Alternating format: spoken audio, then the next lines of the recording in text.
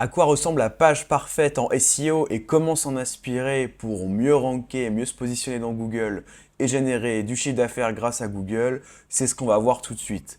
Pour vous répondre rapidement, la page parfaite en SEO, elle ressemble à ça. Mais avant de l'analyser, sur les aspects donc contenu, maillage interne et netlinking, et en tirer les meilleures pratiques à appliquer chez vous, je vous invite évidemment, comme d'habitude, à rejoindre la newsletter.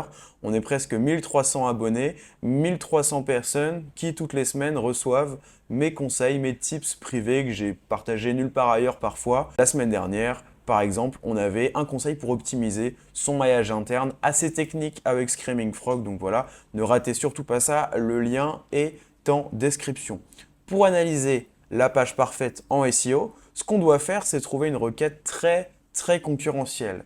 Si vous suivez un peu le milieu du SEO, la communauté SEO, vous savez que la requête rachat de crédit, c'est vraiment une top requête où il y a beaucoup de business derrière, ou aussi j'imagine qu'il y a vraiment un sentiment d'urgence chez l'internaute. Donc on va analyser cette requête-là. Vous voyez sur la SERP déjà, on voit que la première position, c'est le site du gouvernement. Donc ça, on ne va pas l'analyser, il y a peu d'intérêt. On sait que globalement, il n'y a pas eu un véritable travail SEO qui a été effectué et que le site rank parce que c'est le site du gouvernement. Par contre, ce qui nous intéresse, c'est vraiment le site qui va se trouver juste après, donc la position 2 sur la requête, donc meilleurtaux.com. C'est pour moi vraiment ce qui va nous intéresser le plus. Et même, je pense, avant d'analyser la page, je pense que ça peut vous intéresser qu'on analyse un peu l'apparition en fait. Comment est-ce qu'il apparaît dans les résultats de recherche? Pourquoi est-ce que j'estime que déjà l'apparition dans la SERP est optimisée? Et peut-être ce que vous pouvez en tirer aussi. Ensuite, on a quand même de très beaux acteurs derrière, évidemment, Sofinco, CTLM, etc. Donc, en réalité, tous ces acteurs-là seraient hyper intéressants à analyser. Mais nous, on va se focus sur le premier, évidemment. Ce qu'on veut, c'est le trophée. Donc, on voit direct que moi, ce qui me marque, c'est que on a déjà des capital letters dans le title. Je trouve que ça accroche assez bien le regard. Je vous en parlais avant, mais le title, évidemment, toujours mettre le mot-clé principal, mais essayer aussi d'inciter au clic, au CTR et de se différencier des autres résultats. Et ça, je trouve qu'ils le font très bien. Vous voyez, c'est vraiment tout bête. Mais le fait que le là soit en majuscule, je trouve que ça interpelle pas mal. Aussi, on a énormément d'éléments qui incitent au clic dans la métadescription. Donc si vous voyez la métadescription, c'est obtenez le meilleur taux de rachat, crédit, IMO ou conso. Bon bah déjà voilà un élément de réassurance. Jusqu'à moins 60% sur vos mensualités. Gratuit, réponse en 24 heures. On voit qu'il y a quand même beaucoup d'arguments qui poussent à aller voir ce que font Meilleur Taux sur le fait que voilà, ils sont réactifs, que leur service c'est gratuit, que bah, globalement vous allez obtenir le meilleur taux, etc. Enfin, c'est vraiment ce qu'on souhaite. Ensuite, on a évidemment donc des résultats enrichis de type aggregate rating, du coup, qui sont les notes. Ça, c'est pareil, c'est une petite filouterie, je pense. On verra comment c'est fait. Mais en général, ça concerne des produits plutôt physiques. Or là, on voit que ça marche pour une sorte de service plutôt. Donc c'est super intéressant. Et là, on a plutôt des petits sitelinks. Donc c'est super intéressant. On analysera aussi leurs données structurées. C'est pas quelque chose que je comptais faire à la base, mais là on voit que ça les fait vraiment ressortir. Typiquement, comparé à Sofinco juste derrière, qui va avoir en fait une métadescription, enfin déjà un title où on va pas avoir cet élément-là en capital letter, qui va avoir aussi une métadescription moins optimisée. Je veux dire, ça se voit tout de suite que ça claque moins. Même là, j'avais pas mentionné, mais vous voyez, le gratuit en majuscule, le 24 heures, pareil avec le H en majuscule, c'est des éléments qui ressortent. Or là, on voit qu'on n'a pas du tout ça. Et pareil, on n'a pas non plus les résultats enrichis. Donc on voit que déjà en termes d'espace et d'attractivité visuelle dans la SERP, Meilleur Taux ont tout compris sur ce point de vue-là. Et on voit que les autres d'ailleurs, c'est pareil, ils sont pas forcément à jour. Bon, quelques sitelinks ici, mais c'est tout. Là, pour le coup, ils se différencient sur une SERP comme ça. Évidemment, c'est hyper intéressant d'avoir ça, de maximiser les chances que les internautes cliquent sur votre résultat, puisqu'on le sait, ça va façonner aussi votre position. Donc voilà pour ça. On peut regarder d'ailleurs peut-être avant même de regarder le contenu, Donc là, j'ai ouvert encore une fois mon extension Detailed SEO. Et donc dans Detailed, on a une partie schéma où vous pouvez rapidement voir les données structurées qui sont déployées sur le site. Donc enfin sur la page du coup, on a un type organisation bon, classique, hein, un peu voilà, brand, product. Et donc là, voilà, c'est ça. Vous voyez, les notes, donc on a bien du aggregate rating sur un type produit, le produit étant le rachat de crédit. Bon, c'est vrai que c'est un peu entre, je trouve, un service et un produit. Moi, c'est pareil sur mon site paulvengeon.fr. Souvent, je dis que j'ai un produit qui s'appelle Paul Vengeon ou un produit qui s'appelle Consulting SEO, Audit SEO, ce genre de choses. Ce qui permet du coup d'avoir des résultats enrichis par rapport à ça. Donc, ok, moi, je voulais juste checker ça. On voit qu'il n'y a pas forcément de données structurées d'ailleurs pour leurs site links, j'ai l'impression. Je vais vérifier, mais je crois pas, puisque du coup, ouais, c'est vraiment des pages qui ressortent ici. Donc ça doit être les pages, j'imagine, du menu principal, demande simulation rachat de crédit. Ouais, ça doit être en gros les liens internes en fait, qui automatiquement se retrouvent ici en site links. Donc tant mieux, bonus pour eux, ça leur fait prendre encore plus de place. Ok, donc maintenant que c'est vu, on va s'attaquer au nerf de la guerre, de l'analyse, qui est en fait leur contenu. Évidemment, j'ai regardé rapidement moi la page avant de faire la vidéo. Je trouve que c'est l'exemple parfait du contenu pensé pour l'internaute et pour le SEO.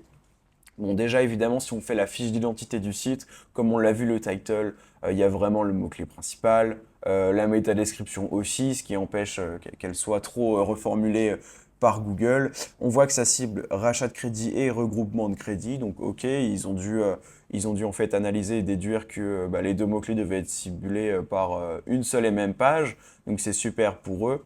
Et encore une fois, on voit les éléments de CTR dans la métadescription. Qu'est-ce qu'on peut regarder d'autre? Ce qu'on peut regarder, c'est les headings rapidement, hein, même avant de voir de quoi parle la page. On voit que c'est évidemment très très optimisé, qu'on a des mots-clés dans tous les H2 quasiment. Enfin oui, dans tous les H2, hein, littéralement, je crois. Donc voilà, on a affaire à vraiment le cas parfait pour moi. Et donc on va analyser maintenant le contenu à proprement parler, qui est pour moi le plus intéressant en réalité, qui explique en fait pourquoi est-ce qu'il rank bien en fait actuellement. Donc moi, ce qui me frappe direct, vous me direz vous en commentaire si vous voyez souvent ça, mais c'est le fait qu'en fait, dès le début de la page, on a tout de suite des call to action, on a tous les éléments orientés conversion, et on peut même faire ici des petites simulations. Je ne sais pas ce que vous en pensez. Moi, j'ai un peu le seum, entre guillemets, parce que ça, j'aimerais le déployer sur tous mes sites avec tous mes clients, etc. Mais évidemment, ça nécessite souvent une équipe soit de développeurs en interne ou de webmaster qui s'y connaît pour qu'on puisse générer ça, puisque c'est pas le job du consultant SEO. Mais tout ça pour vous dire, si je pouvais générer comme ça pour tous mes clients, etc., peut-être avec des typeforms, hein, des résultats dynamiques où en fait l'internaute arrive et bon, ok, évidemment, il va y avoir du texte SEO derrière, mais je veux dire, lui, ce qu'il cherche, c'est directement avoir une simulation, quel taux il va avoir, etc.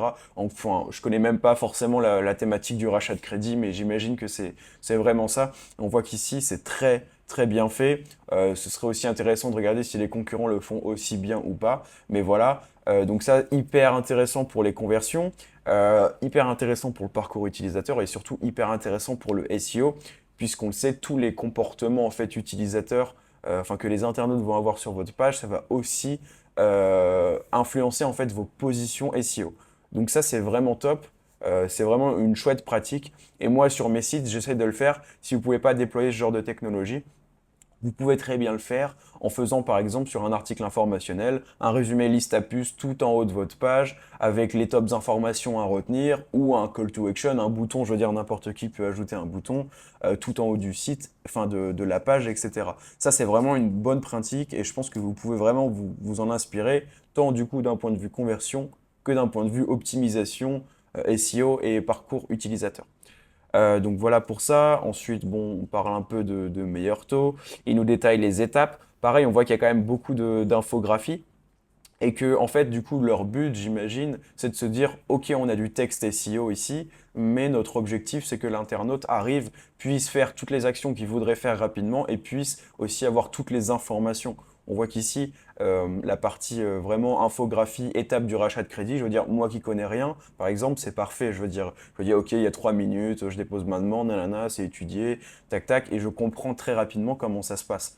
On pourrait même aller plus loin, analyser carrément le design, mais on voit qu'il y a vraiment une logique de faire quelque chose d'épuré, de simple, de facile à comprendre, et que l'action internaute soit vraiment facilitée au maximum. Donc voilà pour ça. Ensuite, pareil, on a un détail plutôt, donc là c'est des liens internes, ok, vers des pages filles, donc super. Ça c'est pareil, vous le savez, d'un point de vue SEO, avoir des pages filles qui font des liens vers votre page mère, c'est superbe, surtout si vous avez déduit que, je sais pas, le mot-clé avantage rachat de crédit nécessite de créer une page dédiée pour ranker dessus, bah c'est encore mieux, vous faites d'une pierre deux coups, vous avez une page qui rank sur votre thématique, plus ça vous permet de faire du coup du maillage interne vers votre page mère. Ensuite, on a donc des éléments de réassurance, donc sur les clients qui sont contents, avec les avis Trustpilot, etc. Donc on voit que du coup, c'est bien les avis qu'on retrouvait sur la SERP ici. Donc j'imagine que du coup, tout ça est généré de manière dynamique, que les données structurées sont faites de manière dynamique, que c'est pas quelqu'un qui manuellement va mettre à jour tout ça. Donc c'est super intéressant.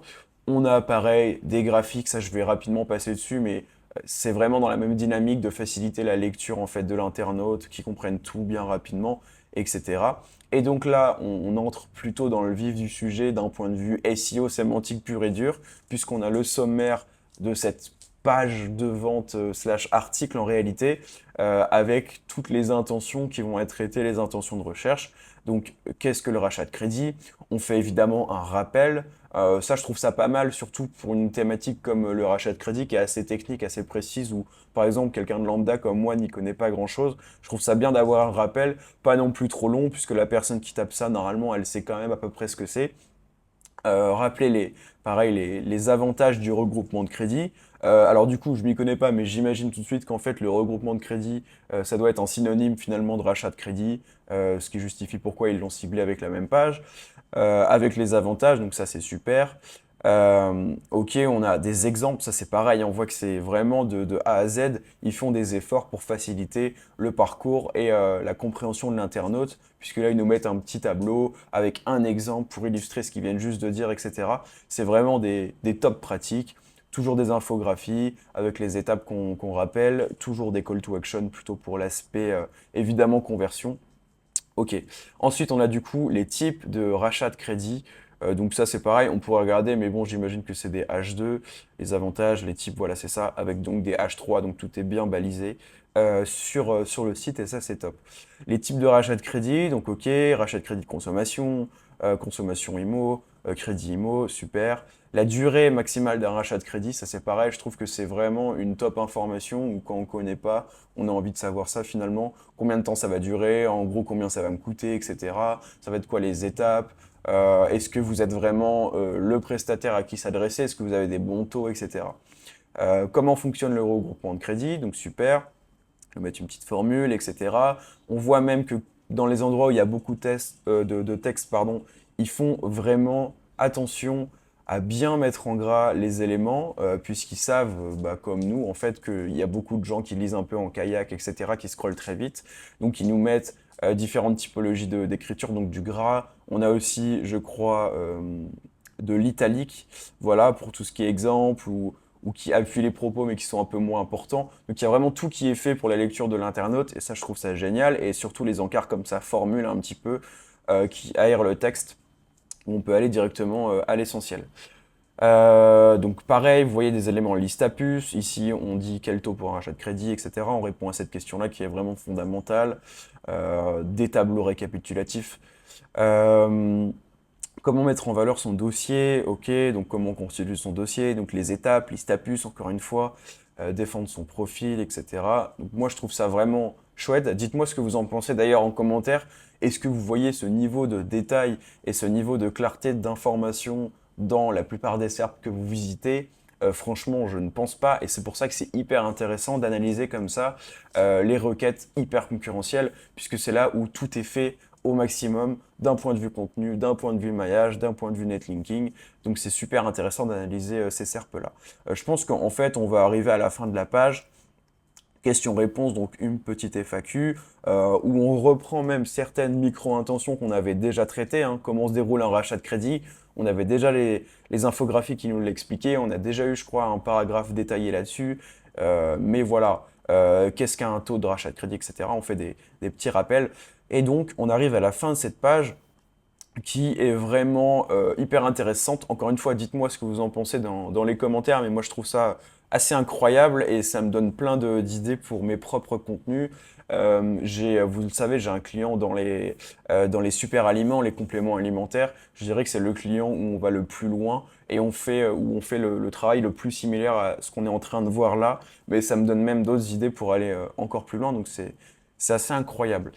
Si on devait rapidement analyser le maillage interne, moi je vais pas crawler le site avec Screaming Frog parce que je sais pas il y a combien de milliers d'URL, mais ça prendrait trop de temps. Mais en tout cas, on voit simplement que déjà la page est évidemment dans leur menu principal et ça on sait que ça fait une grosse différence puisque du coup, par défaut, la page va recevoir des liens depuis toutes les autres pages du site tout simplement, en plus sur l'encre rachat de crédit ici.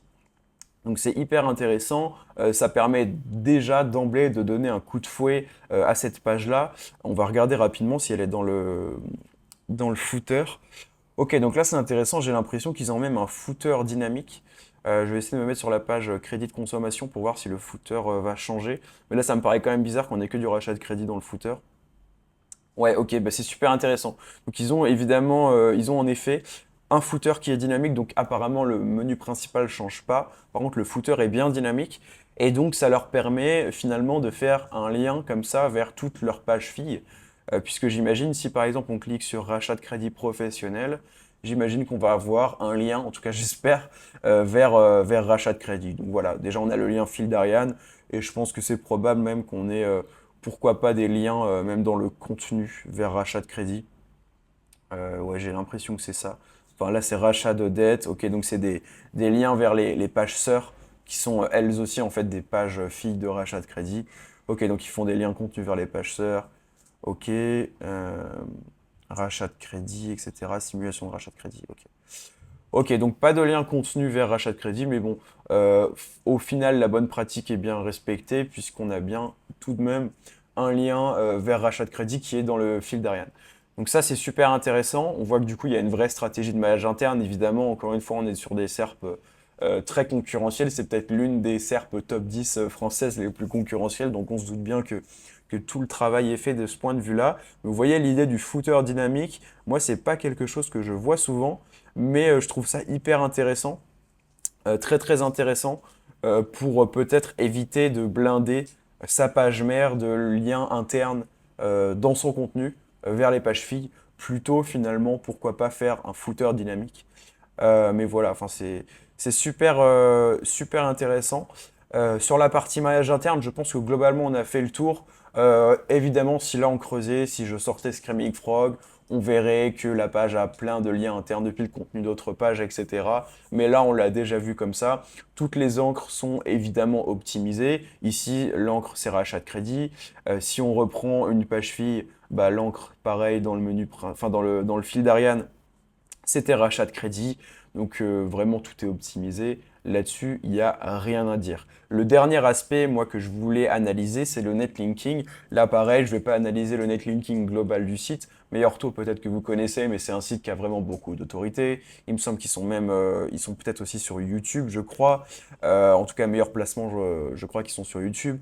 Donc, l'aspect branding est évidemment très fort. On sait que la homepage va avoir beaucoup de liens. Si on regarde avec l'extension Majestic, on voit que sur le domaine, on a 4000 domaines référents, ce qui est énorme. Encore une fois, là, je fais une petite précision. Moi, j'utilise Majestic. Si vous utilisez SEMrush, peut-être que vous ne verrez pas 4000 domaines référents, peut-être que vous en verrez limite 20 000, voire 100 000.